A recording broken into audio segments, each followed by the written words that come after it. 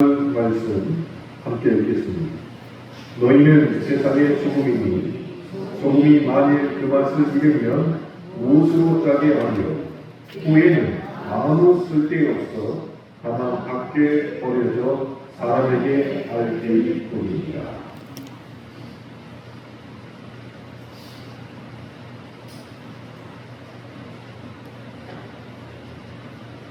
우리가 문장을 만들 때 동작이나 그 동작의 주체가 되는 것을 주어라고 부릅니다.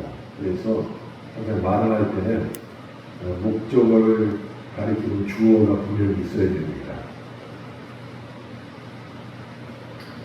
하나님께서 우리와 함께 하시며 또 우리의 인생을 인도해 가신다는 것을 우리가 정말로 믿는다면 우리는 늘 이런 마음으로 살아야 될 것 같습니다. 그게 무슨 마음이냐?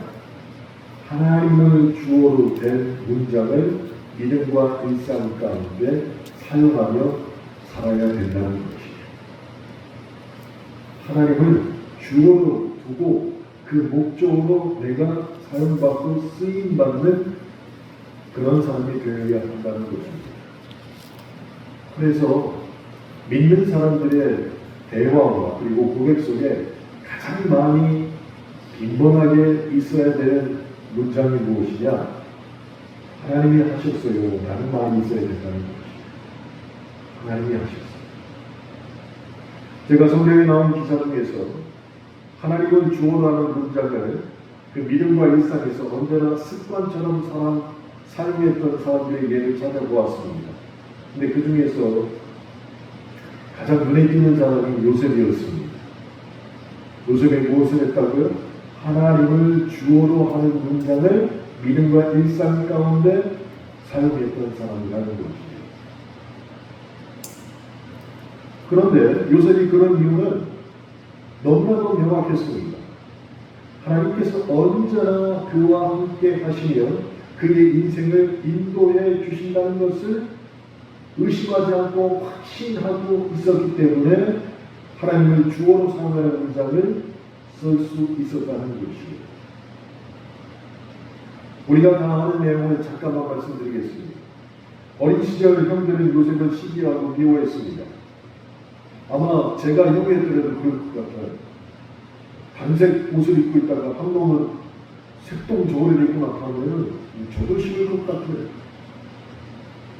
그런데 저하고 그들이 다른 점이 무엇이었냐? 그들은 심지어 요셉을 죽이려고 하다가 애굽에 종으로 팔아버렸다는 것입니다.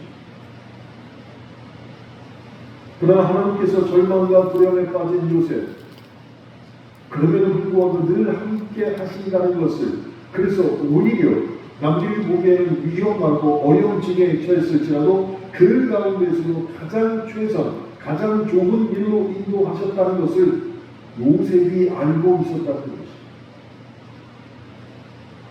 그리고 결국 종으로 팔려왔던 요셉을 하나님께서는 애굽의 총리로 만드셨습니다.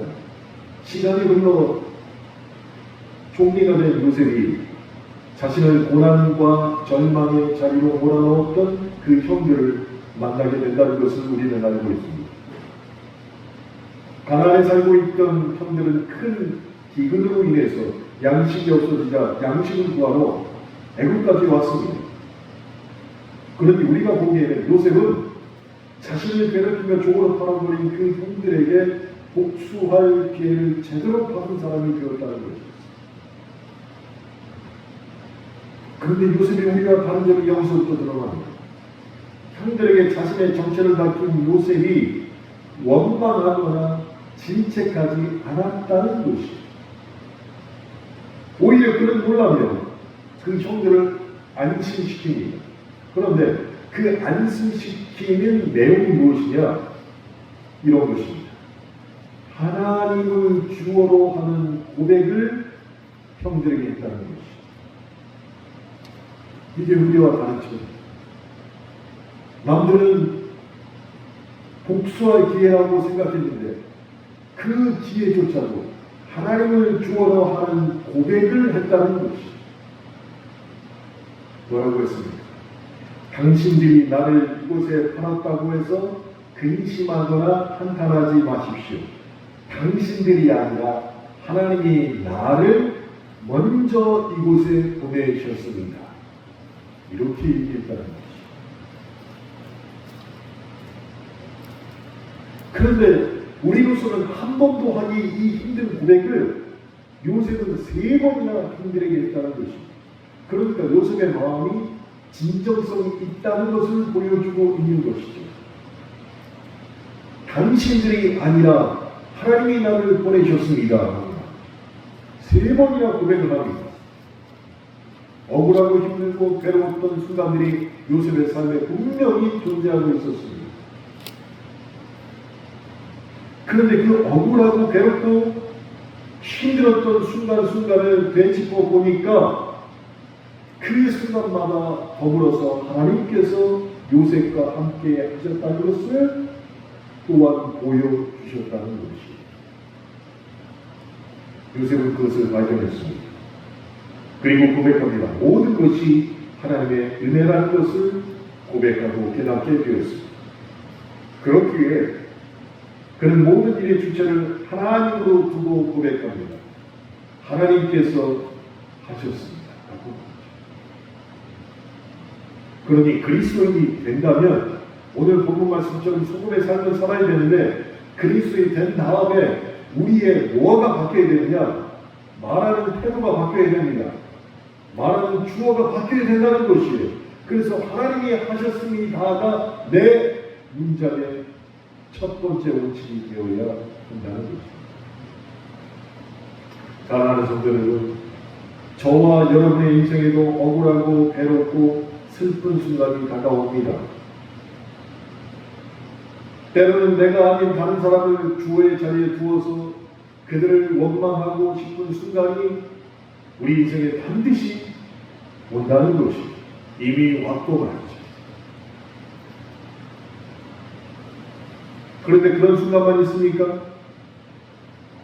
그와는 반대로 좋은 일이 생기기도 합니다. 좋은 일이 생겼을 때는 어떻게 할까요? 나를 주어의 자리에 두고 내 수고와 노력을 자랑하고 싶은 욕구가 팽배해진다는 것입니다. 그래서 나쁜 일이 있거나 좋은 일이 있을 때 이 모든 것을 하나님을 주어로 두고 말하는 태도가 결코 쉽지 않다는 것입니다. 나쁜 일이 생기면 다른 사람을 원망하고 다른 사람을 주어에다 놓고 좋은 일이 생기면 나를 주어에다 놓고 내가 잘해서 그렇지 라고 하고 싶은 욕망이 더 커진다는 것입니다. 그러나 믿는 우리는 반드시 기억해야 됩니다. 우리는 모든 순간에 하나님께서 우리와 함께 하시며 우리 인생을 인도해 가신다는 것을 정확하게 인식하고 있어야 한다는 것입니다. 그래서 하나님은 우리 인생의 큰 그림을 이미 그리셨습니다. 날마다 우리와 함께 하시며 그리고 그 큰 그림을 조금씩 완성해 가고 계십니다. 그래서 우리가 할 일은 그런 하나님을 신뢰하며 인생의 주어이신 하나님 앞에 날마다 고백해야 됩니다. 하나님이 하셨습니다. 하나님이 하셨습니다. 라고 하죠. 그렇게 어떤 상황, 어떤 형편에서도 늘 우리와 함께 하시며 좋은 길로 인도해 가시는 하나님께 감사해야 한다는 것이 요구되는 것이에요. 아멘. 다른 데 가서 아멘 하면은 같이 아멘을 하든지 할렐루야를 하는데 왜 끄덕끄덕거려요? 아멘. 네, 아멘 하시기 바랍니다. 어떤 상황에서든지 나를 반드시 좋은 길로 인도하시는 하나님의 계획을 믿으시면 언제든지 요셉처럼 나쁜 순간, 좋은 순간 다가왔을 때도 무조건 하나님이 하셨습니다 라고 주어를 사용하여 말할 수 있게 된다는 것입니다.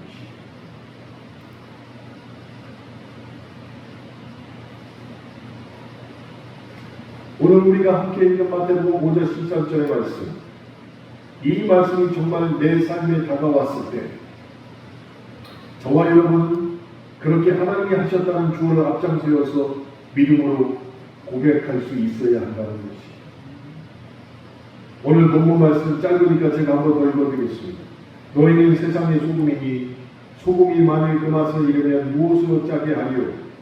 후에는 아무 쓸데없이 다만 밖에 버려져 사람에게 밟힐 뿐입니다. 제가 고등학교 때 활동했던 기도원이라는 합창단이 있었는데 대전에 있는 남녀 고등학생들이 모여서 YMCA에서 3년 동안 합창 연습을 했는데 이름에서 아시겠지만 기도원이기 때문에 성가곡을 찬양을 했던 합창단이었습니다. 그 중에 저희 선배가 한 분 계셨는데 유명한 경제학자가 돼서 문재인 정부 때 대통령 경제 보좌관으로 청와대에서 근무를 했습니다. 그분이 내려오시면 저희들하고 식사를 같이 하시고 얘기를 하는데 한 가지 참 재밌는 얘기를 했어요. 아니, 대통령하고 모차를 같이 하면 산의 진미 같은 맛있는 음식이 나오지 않습니까? 궁금하니까. 왜? 난 한 번도 가본 일이 없습니다. 궁금하잖아요. 저만 그럴까요? 거기 있는 사람들이 아무도 그런 경험이 없어요. 그래서 아주 눈이 뻐근해져가지고 묻는 거예요. 대통령하고 밥 먹으면 얼마나 맛있는 게 나올까? 근데 그분이 하신 말씀이 아직도 기억이 납니다. 야, 하나도 맞대야 가는 거니까 대통령하고 하는 오찬이 너무너무 맛이 없어요. 왜 맛이 없을까요? 대통령의 건강을 위해서 거의 소금기 없는 음식만 한다. 소금을 거의 뿌리지 않고 음식을 한다. 그래서 먹고 나면 다른 데 가서 육개장을 먹든지 라면을 먹든지 너무너무 맛이 없는데 사람들은 맛있다고 그런 표정으로 그걸 먹어요. 그게 깜짝 놀랐습니다. 소금을 거의 안 친다. 그런데 오늘은 본문도 그렇지만 세상 사람들이 그리스도인을 향해서 뭐라고 부릅니까? 너희는 세상에 빛이요 소금이다. 그럼 소금을 좀 적당히 치든지 많이 치든지 해야 될 텐데 세상에서는 소금을 요즘 잘 안 치려고 해요. 성경에서는 뭐라고 우리를 불렀다고요? 빛과 소금이라고 부르고 그런 의미가 성경에 많이 있습니다. 우리 보고 세상에 소금이라고 부른다는 것이. 그런데 이것은 그리스도인으로서의 정체성만 이야기하는 것이 아니라 이 땅에 비록 살고 있지만 천국의 통치를 받는 사람으로서 이미 천국 시민으로서의 사명과 책임을 강조하는 의미도 너희는 세상의 소금이다라는 말에 포함되어 있다는 것을 우리는 반드시 기억해야 한다는 것입니다. 예수님께서 산상수훈에서 그리스도인의 복음을 분명히 하셨습니다. 그 가운데 우리를 보고 너희는 세상의 소금이다라고 말씀을 하셨습니다. 그래서 오늘은 세상의 소금이 된 우리, 다시 말해서 어떤 상황에서든지 하나님을 주어로 사용하는 것을 결단하고 그렇게 하겠습니다라고 얘기한 우리가 이 말씀에서 반드시 교훈을 찾아야 한다는 것입니다. 그러면은 소금을 언제 사용하고 있을까? 소금. 예전에 부잣집 본통에 가면요 소금을 안 넣고 조개젓을 줬어요. 그래서 곰탕에다가 간을 맞추기 위해서는 조개젓을 넣어가지고 간을 싹 맞춰서 먹었어요. 근데 요즘은 조개젓이 안 나와. 소금으로 간을 해. 그래서 저는 소금을 좀 많이 넣거든요. 왜? 난 세상에 소금이니까. 많이 넣으면 또 많이 넣는다고 몇몇 분이 얘기해요. 그렇게 짜게 넣으면 되겠네. 못 넣게 하고. 그리고 자기는 넣어.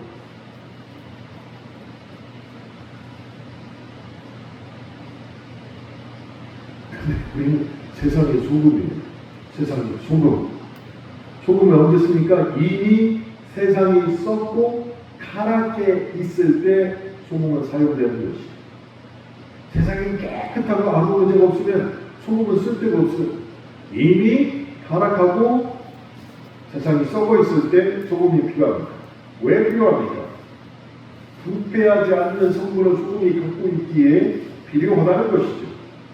그래서 소금은 살아있는 것보다 대부분 죽었거나 부패하기 직전에 있는 것에 소금을 사용하게 된다는 것이죠. 근데 우리나라는 독특하게 소금을 또 한 군데 사용합니다. 언제 씁니까? 재수 없는 사람이 집에 들어왔을 때, 야, 뭐 뿌려라 그래. 소금 뿌려라. 여러분, 오늘날 우리가 살아있는 시대는 제가 설명드리지 않아도 도덕이 무너지고 양심이 무뎌진 시대가 이미 되었습니다. 음란과 폭력, 마약과 살인이 일상처럼 벌어지는데 남의 나라의 이야기가 아닙니다. 우리나라의 이야기입니다. 중학생이 단 30분 만에 돈을 쥐어주니까 나가서 마약을 사갖고 온 나라가 이미 우리나라가 되어버렸어요. 중학생 실험을 했습니다. 10만 원을 주고 마약을 30분 안에 사왔더니 얘가 나가서 30분 안에 가서 마약을 구해갖고 왔어요. 다른 나라 얘기가 아니라 이제 우리나라 현실이라는 것이. 그런 그리스도인들은 어떨까요? 정말 제가 하기 싫은 말을 해야 될 것 같습니다. 디엘 문이라는 신학자가 있습니다. 설교가입니다. 이분이 이렇게 얘기했습니다. 교인 중 90%는 가짜다. 너무 충격적이지 않습니까? 이분이 하고 싶은 말의 진짜 내용은 무엇이냐? 하나님을 주어로 사용하고 소금의 맛을 온전히 사용하는 진짜 그리스도인을 찾기가 그만큼 힘들다는 것이죠. 그래서 더 충격적인 말로 교인들 90%는 가짜다라고 얘기하는 거죠. 진짜 그리스도인 찾기가 그렇게 힘들다는 것이죠.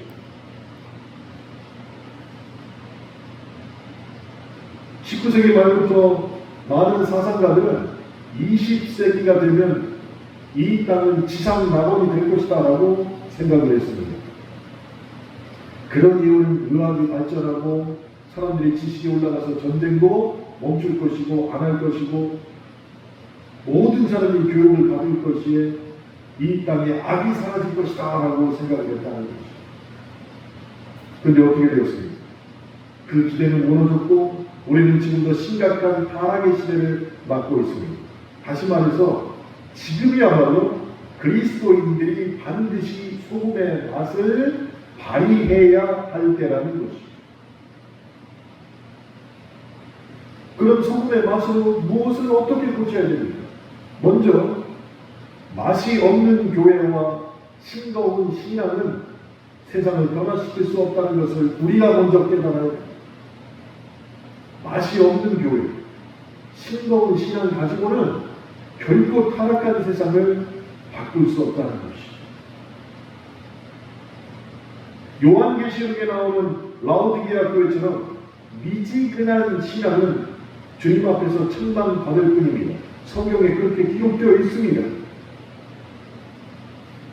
그러면 그렇게 되지 않게 해서 맛이 있는 신앙이란 도대체 무엇이냐는 것이.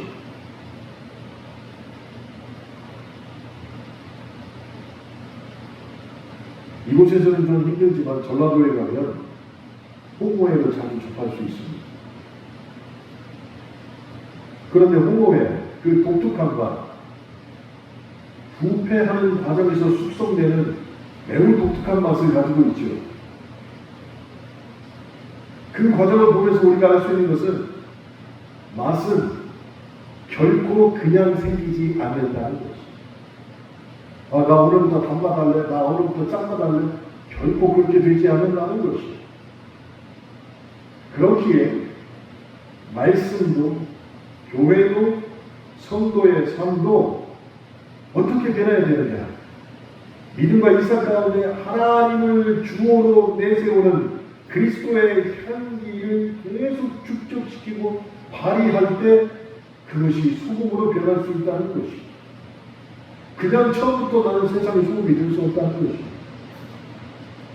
그러니 맛이 없는 교회, 뜨뜻미지근한 신앙을 갖고 있다면 반드시 돌이켜야 된다는 것이죠.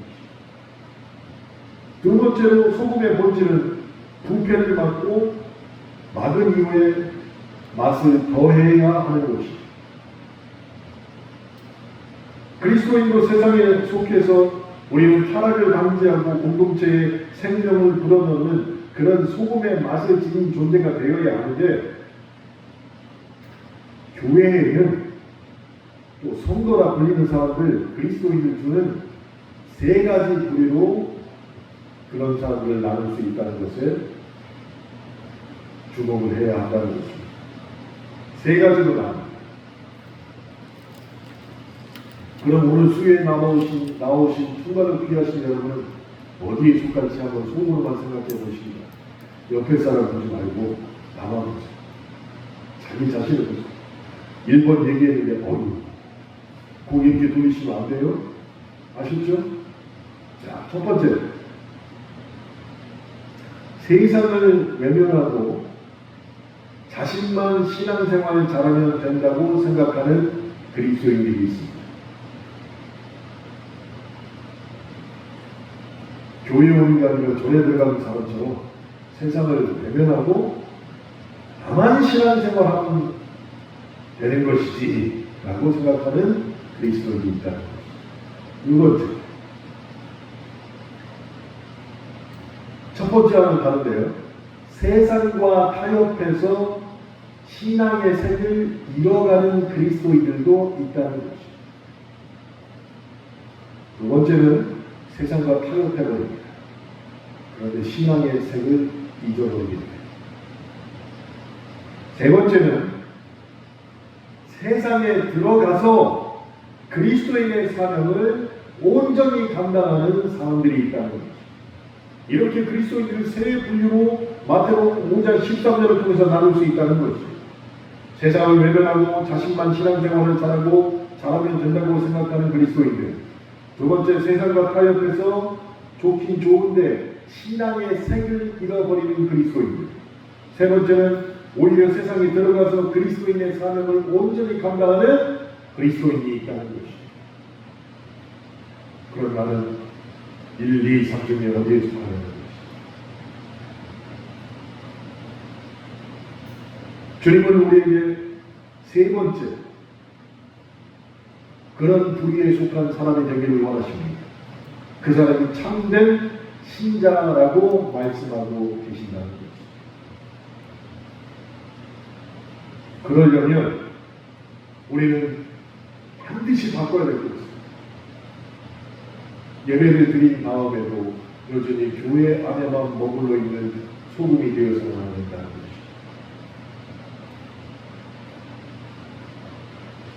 소금이긴 소금인데 교회 안에만 머무는 소금이에요. 세상 속에 들어가서 그 기능을 감당해야 되는 소금이 되어야 되는데 소금은 맞다는 얘기예요. 교회 안에만 머무는 소금.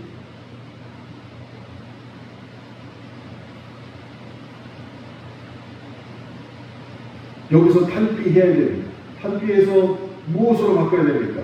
하나님과의 관계가 바로 세워질 때 이웃에게도 우리는 진정한 소금의 역할을 다 할 수 있는데 우리는 하나님과는 수직적인 관계라는 것을 반드시 기억하고 그 다음에 수평적으로는 내 주위에 이웃이 있다는 것 또한 기억해야 된다는 것입니다. 그래서 하나님에게는 소금이 필요한 게 아니라 옆에 있는 이웃들에게 내가 소금의 맛을 온전히 다해야 한다는 것을 깨닫고 기억하고 있어야 한다는 것입니다. 세 번째로는 소금은 녹아야만 짠맛을 낸다는 것을 알아야 됩니다. 소금이 녹아야 됩니다. 그릇 속에만 있는 소금은 아무 일도 하지 못합니다.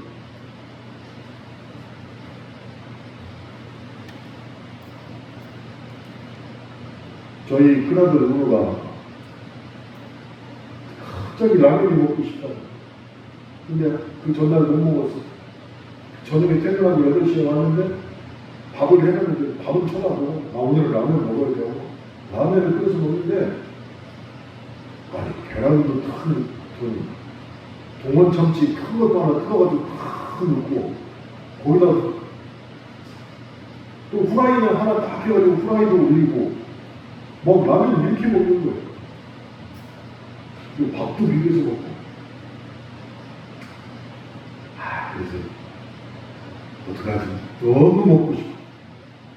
마침 집에 집사람이 없길래 소고기면 하나를 뜯어가지고 오늘 방에 들어갔을 때 그래도 내가 물을 너무 적게 먹으면 옛날처럼 먹으면 몸에 안 좋으니까 물을 많이 해가지고 어떻게든 먹어보자. 물을 많이 해가지고 라면을 끓여 물이 너무. 그래서 고춧가루를 찾으려면 아무리 찾았는데 고춧가루가 안 보이는 거예요. 분명히 냉장고 어디인가 있을 텐데 뭐지. 그래서 제가 어떻게 했어요? 어차피 고춧가루나 소금이나 들어가면 양념 아니냐. 그래서 소금을 넣으면 맛이 좋아지겠지 하고 소금을 넣었어요. 어떻게 됐을까요? 얘다 버렸어요. 조금을 넣었는데도 너무 이상한 맛이 나기 시작해요.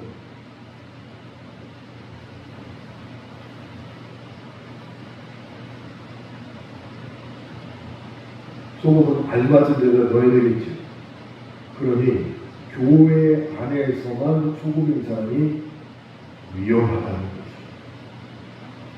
분명히 예수님은 밖에 나가서 소금의 역할을 다해야 했는데 밖에 나가기는 싫거든요. 근데 교회 안에서도 나도 소금의 역할을 하기 싶으니까 소금의 역할을 한다치고 뭐예요? 참견, 비판 이걸 하고 있는 거예요. 소금을 녹아야 짠맛을 난다는 것도 알아요. 그 교회 안에서 자기를 녹이고 있는 중에 아니라는 것이 나가서 해야 됩니다. 어디에 나가서 해야 됩니까? 재료에 들어가서 부서지고 깨어지고 녹아야 소금의 기능을 발휘할 수 있다는 것이죠.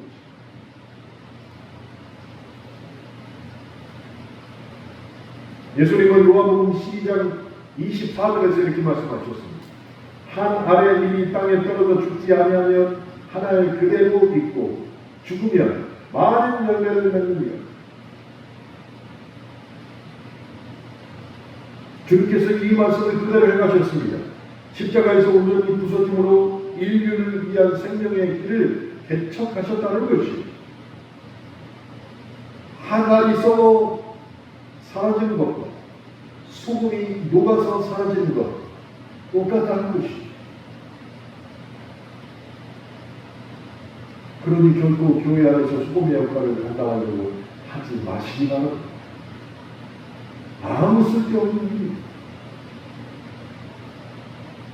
세상의 소금으로서 짠맛을 잃지 않고 우리는 살아가야 한다는 것입니다. 그것이 하나님이 우리에게 주신 사명이고 마태복음 5장 13절에서 명령으로 우리에게 주신 내용입니다. 우리의 신앙이 부귀한 세상 가운데 소망이 되고 하나님 나라를 확장하는 데 도구로 정말로 사용되기를 원한다면 오늘도 우리는 세상 속에서 소금의 맛을 내며 승리하는 하나님의 자녀로서 살겠다는 결단하에 그렇게 세상을 살아가야 한다는 것입니다. 그렇게 되기 위해서 우리는 우리의 최선을 다해야 합니다. 그런데 어떤 그리고 무슨 최선을 다해야 하냐는 것입니다. 이제는 알게 되었습니다. 믿음을 받아들인 이후에 하나님을 주어로 사용하는 습관이 나에게 있어야 되고 이 부패한 세상의 소금의 역할을 온전히 다해야 하는 것도 말씀을 통해서 알았습니다. 그런데 어떻게 해야지 하나님을 주어로 사용하고 어떻게 해야지 소금의 기능을 강화할 수 있을까? 고민해야 됩니다. 저는 그런 고민에 대해서 다음과 같이 고민하는 것이 있습니다. 듣는 마음을 하나님 앞에 구하십니다. 들어야 됩니다. 정말로 들어야만 하나님을 주어로 사용하고 소금의 기능을 온전히 내가 감당할 수 있다는 것을 알게 될 수 있다는 것입니다.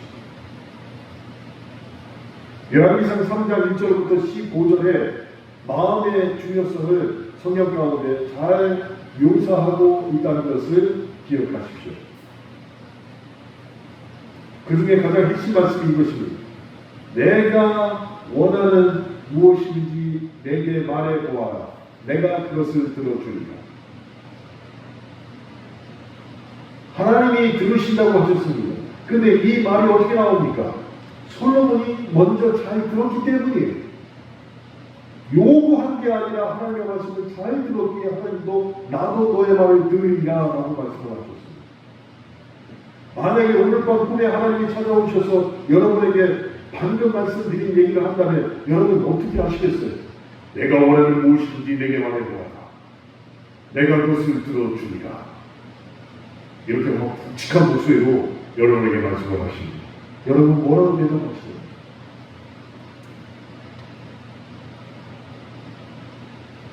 지어낸 얘기가 아닙니다. 솔로몬이 실제로 경험한 내용입니다. 솔로몬이 하나님을 너무너무 사랑해서 하나님께 자원해서 인천 번제를 드렸습니다. 인천 번제 1000마리 제물을 하나님께 올려드리는 아주 수고스러운 일이었습니다.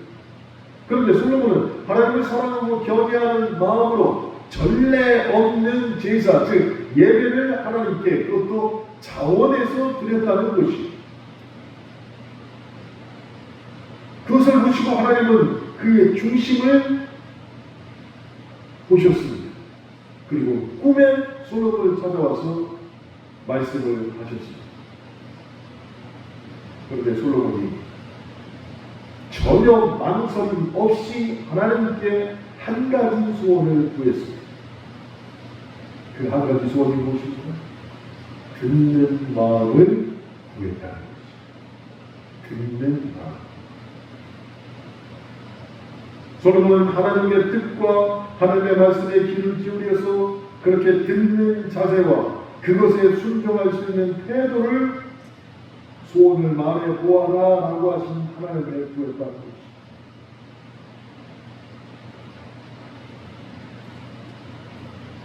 그가 듣는 마음을 구한 이유가 무엇일까요? 하나님이 자신에게 주신 사명을, 하나님이 자신에게 맡겨주신 그 사명을, 왕으로서 해야 되는 그 사명을 잘 감당하고자 하는 마음이었다는 것이죠. 그래서 듣는 자세로, 듣는 태도로 하나님 앞에 나가는 것입니다. 그리고 그의 줄로 다음과 같이 고백합니다. 종은 작은 아이라 풀이할 줄을 알지 못합니다. 왕이 무슨 작은 아이입니까? 하나님 앞에 이렇게 고백했습니다. 종은 작은 아이라 출입할 줄을 알지 못합니다.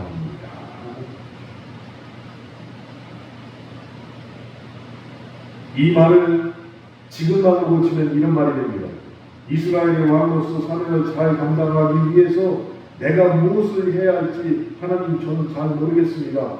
이런 고백이 되는 것입니다. 그도 그럴듯합니다. 아버지 다윗처럼 많은 경험과 지식과 용맹함을 갖추고 있지 않았기에 왕의 사명을 감당하기 위해서 하나님의 뜻을 듣고 하나님의 뜻이 무엇인지 구별해 내는 것이 솔로몬에게는 너무너무 필요하다고 판단했다는 것이 솔로몬 자신. 그러니 그의 소원은 자신의 유익을 구하는 것이 아니라 오직 그의 나라와 그의 의를 구하는 태도가 되었다는 것이. 하나님이 솔로몬의 그 중심을 보시고 너무너무 기뻐하셨습니다. 그래서 그의 소원대로 그에게 듣는 마음을 주셨을 뿐만 아니라 그가 구하지 아니한 부귀와 영광도 함께 주셨다는 것이. 그러니 지금의 솔로몬 같은 역할을 감당해야 되는 우리가 하나님 앞에 무엇을 구해야 됩니까? 하나님을 주어로 사용하고 소문의 밭을 온전히 감당하기 위해서 하나님이 나에게 능력을 주신다면 도대체 내가 무엇을 구해야 되냐는 것이. 듣는 마음을 구해야 된다는 것이.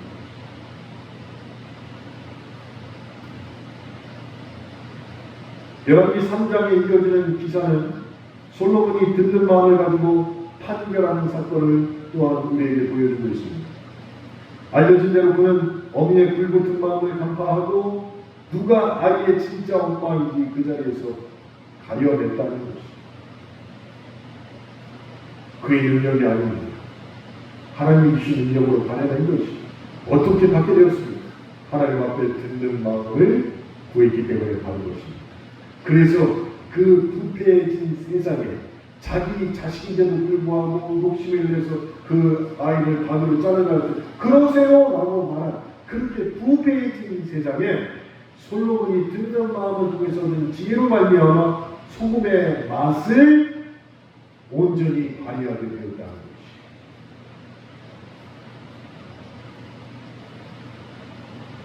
그렇다면 우리도 솔로몬이 하나님께 구했던 그 듣는 마음을 구해야 할 줄로 믿습니다. 우리는 인간관계에서도 타인의 말과 마음을 들으려고 하기보다 내 마음과 말을 쏟아내는데 익숙하지 않습니까?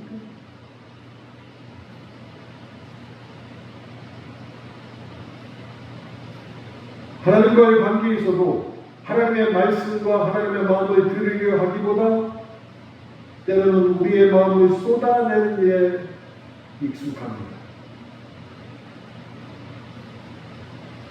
그러나 인간관계에서 하나님과의 관계에서 무엇보다도 중요한 것은 먼저 듣는 마음이라는 것입니다.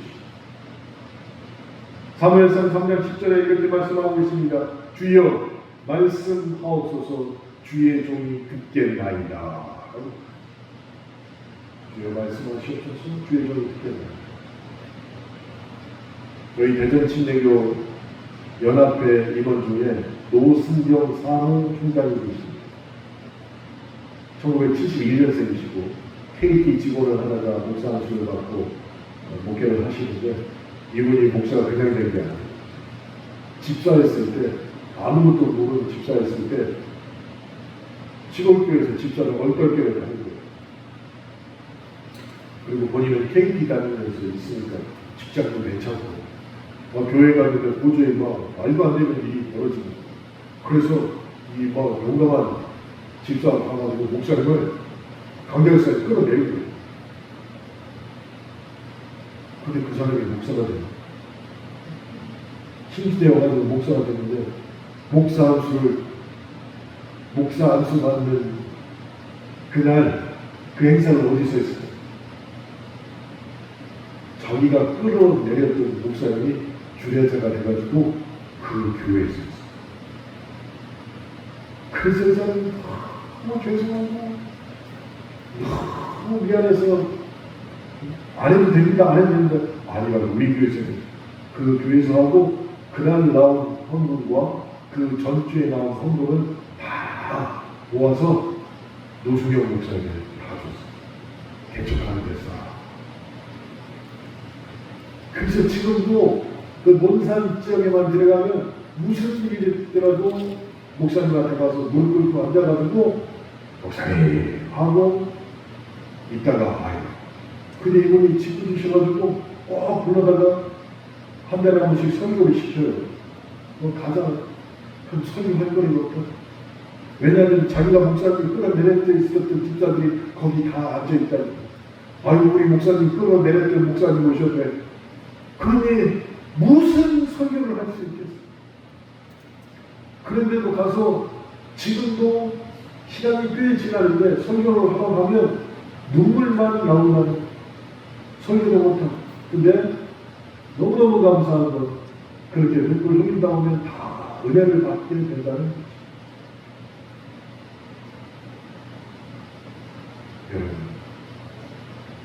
주여 말씀하옵소서 주의 종이 듣겠나이다. 듣는 마음이 없을 때 우리는 너무너무 빨리 내 생각을 판단하게 됩니다. 그래서 일을 그칠 때가 많습니다. 그러니 솔로몬처럼 늘 하나님께 듣는 마음을 구해야 됩니다. 하나님의 뜻과 하나님의 마음과 하나님의 말씀의 길을 기울이고 순종한 사람이 되려면 그래서 하나님을 주어로 사랑하고 소금의 맛을 온전히 감당하는 사람이 되려면 먼저 내 마음속에 녹진하게 듣는 마음이 있어야 한다는 거예요. 듣는 마음. 제가 어제도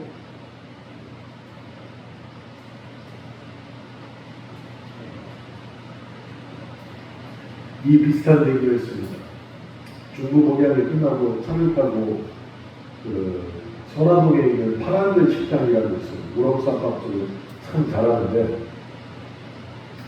거기에 가게 되는데 운전은 에드비전 침례교회 류선 목사님이 하시고 또 옆에 선탑사는 큰빛교회 김정호 목사님이 하셨는데 이 두 분이 같은 얘기를 가지고 대화를 하는데 한 사람이 얘기를 하면 한 사람이 듣고 들은 다음에 대화를 해야 돼요.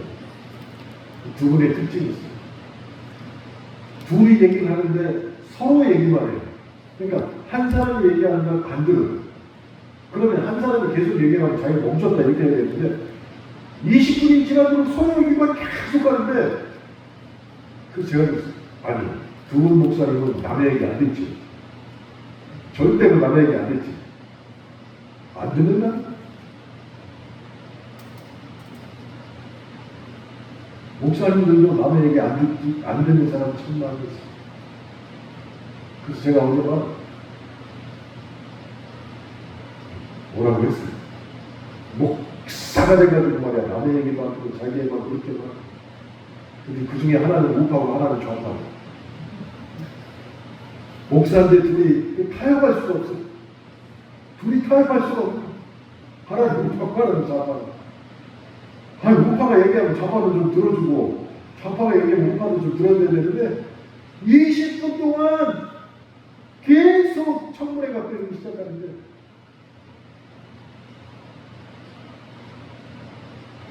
사랑하는 성도 여러분, 듣는 마음이 있어야 돼요. 그래야만 하나님의 주어로 소금의 맛을 온전히 감당해낼 수가 있습니다. 그런 사람은 언제나 하나님을 주어로 내세우고 말과 태도로 살고 부패한 세상에 들어가서 녹아 들어가 그것을 정화시키는 삶을 듣는 것으로부터 시작하여 결단하고 행할 수 있다는 것입니다. 또 그런 사람들에게는 하나님의 말씀을 듣는 마음이 충만하기 때문에 하나님의 능력을 부어주는 경우가 행함이라는 것입니다. 그래서 저와 여러분도 그런 사람으로 살 것을 결단해야 됩니다. 오늘 예배가 진짜 내 마음에 은혜가 됐다 생각하시면 오늘부터 가서 최소한 12시까지 집에 가자마자 뭘 해야 돼요? 밥을 차려줬으면 설거지라도 해놓지 막 하는 게 아니라 뭘 해야 돼요? 들어주시오. 최소한 12시까지는 들어주시오. 듣는 마음. 그래야만 하나님을 주어로 사용할 수 있고 그래야만 수고의 맛을 온전히 감당할 수 있다는 것을 몸으로 오늘 12시까지는 꼭 행하시기 주님의 이름으로 축원합니다. 기도하겠습니다.